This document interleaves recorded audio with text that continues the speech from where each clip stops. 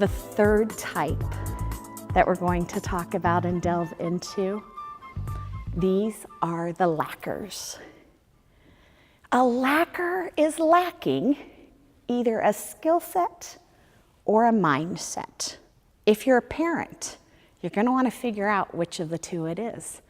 If you're a spouse or a friend and somebody keeps letting you down, you're going to want to figure out what it is. If you're a boss, you better pay attention to this one. Because here's what the lacker does. The lacker does great work in some areas, but it's like they hit a brick wall and they drop the ball on others. So your brain has to say, mindset, skill set. If it's a skill set problem, all you have to do is give them training. They learn the new information and they become a rock star. They are no longer a lacker.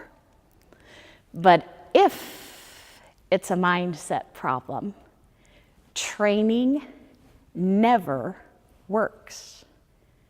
I know this, little ashamed to admit it. When I was in my first job, my boss sent me to time management training. That was embarrassing. Remember the old Franklin Covey? They got me this beautiful notebook with 800 pages and 27 lists and everything that I could do to maximize my productivity.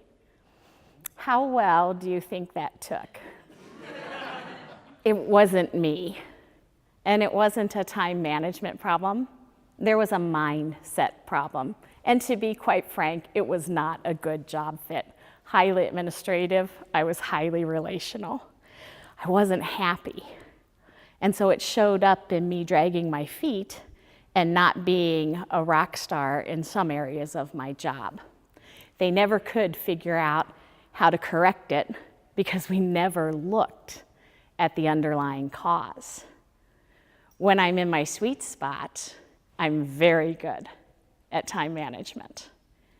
That's what we've got to be looking for, is when training doesn't take, do we need to get them to a coach? Do they need a counselor?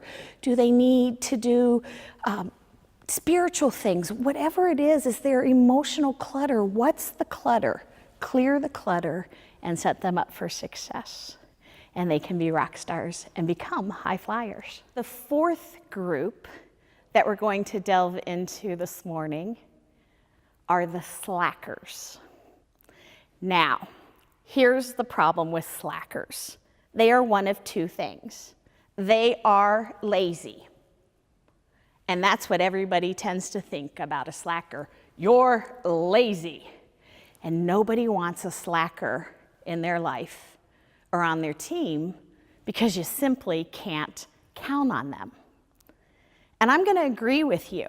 There are people in life who are inherently lazy. If that's who they are and it's all areas of their life, tell yourself the truth. They are lazy. And you're going to use a different skill set, which we'll delve into, than if they are peas on the Myers-Briggs. And for those of you who don't know what that means they're like the Winnie the Pooh of life. It's a rain cloud, honey, flowers, piglet. They get easily distracted.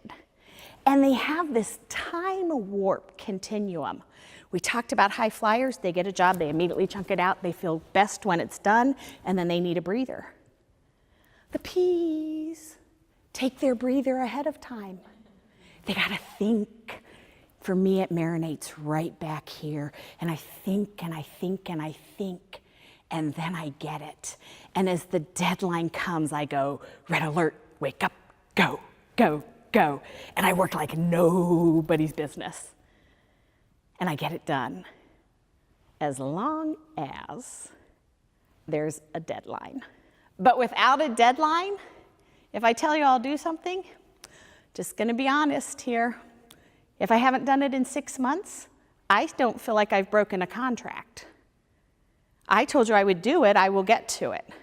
But if you say, Sherene, I need that by Wednesday at 10, and I know that you're gonna hold that and I'm gonna let you down, I'll get it to you Wednesday at 9:59 a.m. With your slackers, figure it out.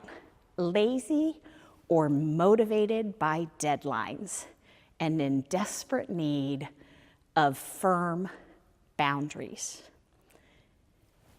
Slackers can be rock stars. You just have to work to their strengths, and you have to hold them accountable.